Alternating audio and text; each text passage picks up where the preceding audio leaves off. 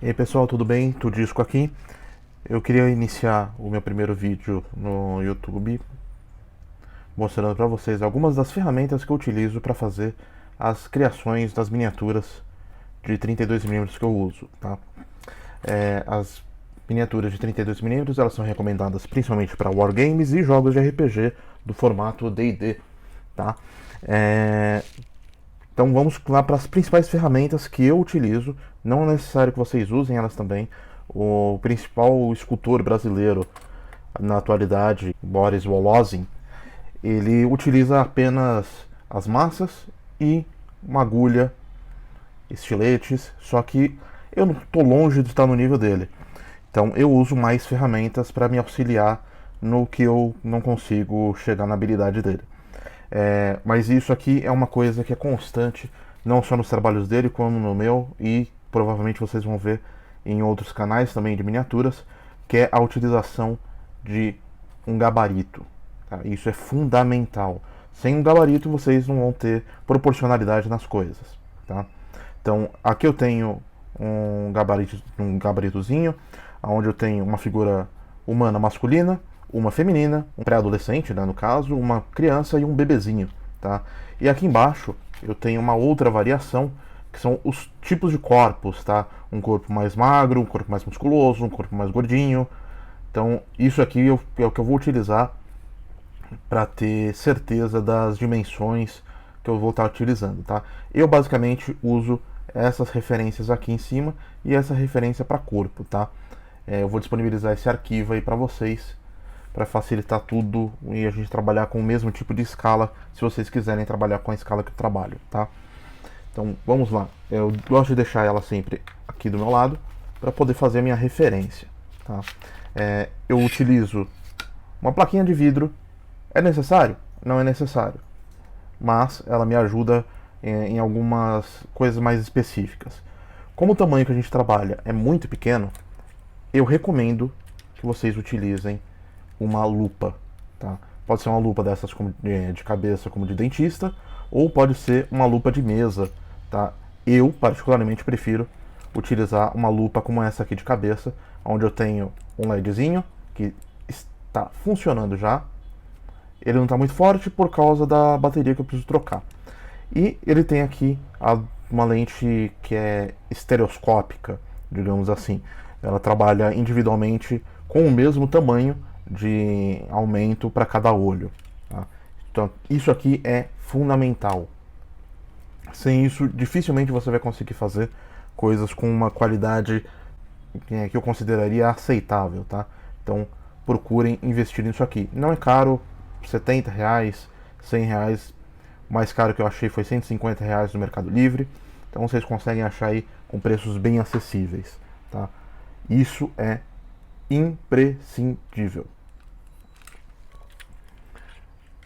Outra das ferramentas que eu utilizo, e essa também é utilizada pelo Boris e por quase todas as pessoas que eu vejo fazendo esse tamanho, são agulhas.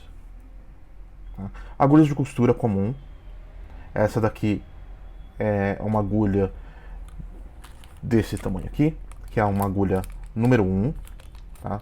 Precisa ser dessa marca? Não precisa ser dessa marca. Pode ser qualquer marca que vocês encontrarem. Eu tenho outras agulhas também que eu utilizo para coisas mais detalhadas, como essa daqui, tá? Que é uma número 14. Ela é mais fina, mais comprida, tá? Um pouquinho mais comprida, um pouquinho mais fina, para fazer detalhes mais minuciosos. E eu tenho também aqui uma outra agulha que é mais fininha ainda, que é para fazer coisas menores, mais detalhadas. Por exemplo, se eu quiser fazer a ruga de velhice de um personagem, eu tenho essa agulha mais fininha ainda, tá? Isso aqui são as ferramentas cruciais. Sem elas, você não vai conseguir nem começar. Tá? Outras coisas que, obviamente, são fundamentais são as nossas massas. Que massa que eu utilizo? Eu utilizo um traço particular, tá? Que é diferente do traço que o Boris faz. O Boris ele trabalha com o traço de 75, mais ou menos 75 de Durepox e o restante de Green Stuff. Eu utilizo 50-50. Tá? Durepox mesmo. Por que Durepox? Primeiro, que é mais fácil de achar em qualquer lugar. Segundo, que A qualidade do Durepox é superior à de todas as outras massas do tipo epóxi que nós temos aqui no Brasil. E a outra principal ferramenta essencial, Green Stuff. Green Stuff também é uma massa epóxi bicomponente, só que ela tem um probleminha. Ela é importada. Ela é cara. Ela é difícil de achar. Toda vez que eu acho, eu compro. Vocês viram aqui que ela tem uma separação, que é uma única tira, diferente do Durepox nacional, que ela tem os dois bastões separados. Ela é uma única tira com as duas partes. Isso causa um probleminha, que a junção delas fica endurecida, tá? Porque todo produto epóxi, eles têm essa característica de que quando você as une, é quando elas reagem e começam a fazer o endurecimento dela. A cura dela começa a partir de um processo químico, tá? Então, quando elas se encontram, elas reagem e aí elas começam a endurecer, tá? Isso facilita muito para trabalhar com tamanhos pequenos, só que é um grande problema em tamanhos maiores.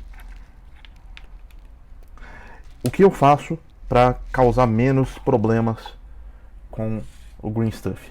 Eu separo ele em latinhas. Latinhas de R$1,99, tá? Essas latinhas foram muito baratas, eu comprei. Na verdade, elas saíram muito mais baratas do que R$1,99. Elas saíram. 12 latinhas saíram por R$10. Tá? Então eu faço essa separação aqui. Como é que eu faço a separação? Pego a tira, corto ela em dois, coloco uma parte, uma grande quantidade da massa amarela, da massa azul, separo nos potinhos e tampo eles identificando. Elas podem ficar assim, que enquanto elas não estiverem juntas, elas não vão reagir. Para a organização, eu também faço isso com o Durepox, tá? Então eu faço a mesma separação. Então, a massa cinza, a massa branca, separadinhas nas latinhas, igual a Green Stuff, tá? Com essas duas massas, vocês conseguem fazer qualquer miniatura de 32 milímetros ou até maiores. Algumas outras massas que eu tenho aqui também, que eu gosto de utilizar, é uma outra variação de Durepox, tá? Essa variação, ela tem exatamente o mesmo traço, então ela tem a coloração branca nos dois componentes. Vocês olham aqui, ela está meio amarelada, mas quando você junta as duas, ela fica completamente branca. Eu gosto de usar ela para fazer ossos. Ferramentas que eu também utilizo. Você precisa ter elas? Não precisa ter elas. É bom? Sim, ajuda bastante. Pincéis de silicone. São os pincéis que a galera normalmente usa para fazer biscuit, tá? Elas me ajudam muito. É baratinho, se encontra em várias lojas de material de arte. Então,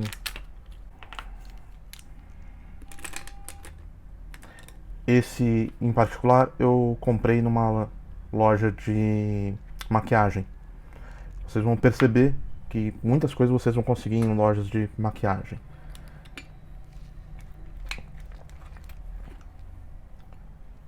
Outra ferramenta essencial, no meu caso, são estiletes. Um estiletezinho mais fino,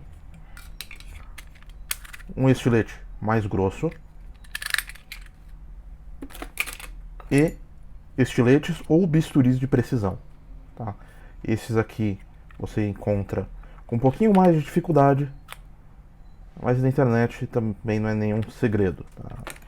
Eu gosto principalmente de usar essas pontas diferenciadas, tá? Essa daqui principalmente para fazer partes curvas. É excelente. Pinça.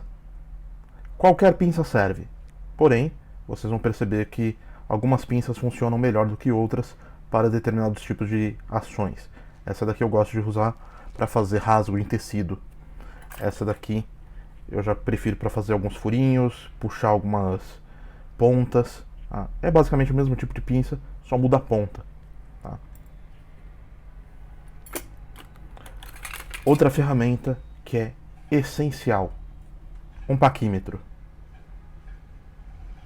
Precisa ser de metal? Não precisa ser de metal. De metal é melhor porque eles têm essa trava aqui onde eu consigo fazer a medição e travar ela. Paquímetros de plástico normalmente não tem essa trava.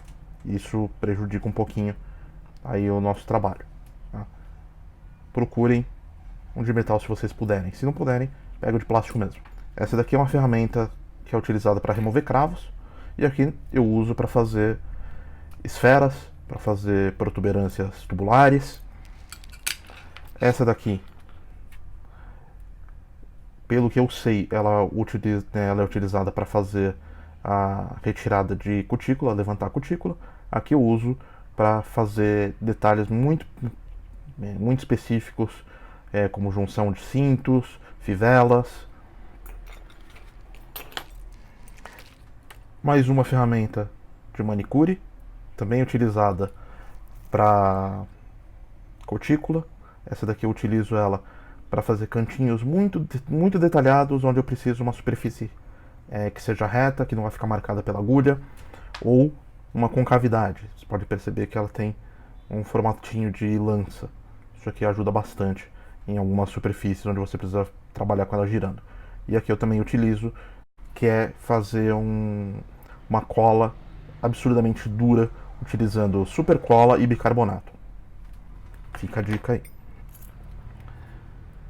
Mais uma ferramenta de remoção de cravo, que eu uso para fazer boleamento. Se vocês repararem aqui na ponta dela, ela tem uma concavidade. Essa concavidade eu consigo fazer verrugas em criaturas maiores. Outra ferramenta, também de manicure. Ela é bem legal para você fazer curvas, para você acertar e deixar ela reta, diferente de uma ferramenta de dentista que eu também uso, que acaba deixando marcado um pouquinho mais vivo, tá? Mas também eu acho essencial. Essa daqui eu utilizo também para fazer para pegar o bicarbonato e jogar em cima de uma área com cola. Essa ponta que eu uso um pouquinho menos, mas ela tem um lado afiado que pode fazer alguns vincos. Para esses vincos eu prefiro essa daqui, que você pode ver que ela é muito mais agressiva, a ponta dela é bem mais forte. Essa daqui é uma esteca que é muito utilizada para fazer alisamento em massas tipo oil clay, e uma boleadora. Ótimo para você fazer concavidades de óleos. Nesse caso, concavidades grandes. Mais ferramentas de manicure.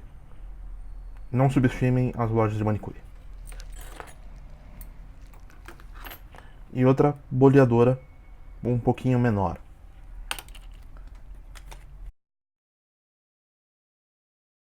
Essa é uma ferramenta de dentista. Vocês encontram ferramentas de dentista na internet ou, principalmente aqui em São Paulo, em algumas lojas de material para estudantes de odonto. Eles têm um prazo para utilizar as ferramentas, porque elas são semi-descartáveis. Eles usam por um período, depois eles têm que se desfazer. E eu me aproveito disso para comprar com preços mais baixos. Uma outra coisa muito importante: trim, cortador de unha. Vocês vão cortar arame com ela. Arame? Eu, particularmente, prefiro usar arame de cobre de cabo elétrico. Eu decapo uma parte, separo os fios, corto e utilizo para fazer a armação